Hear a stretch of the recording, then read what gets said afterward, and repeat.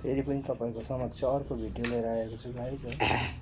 नयाँ हुनुहुन्छ भने चाहिँ पहिल्यै भनिदिन्छु होइन, प्लिज सब्सक्राइब एन्ड लाइक गरिदिनु होला होइन।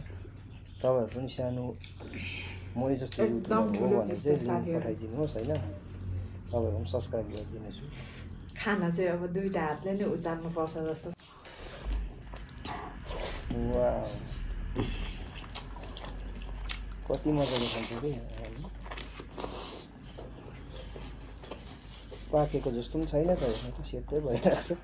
के गर्छ कसरी चाहिँ पकाउँछ त्यत्रो मासु चाहिँ गाइस। लास्टमा झन् डल्लै खाइदिन्छ हेर्नु त।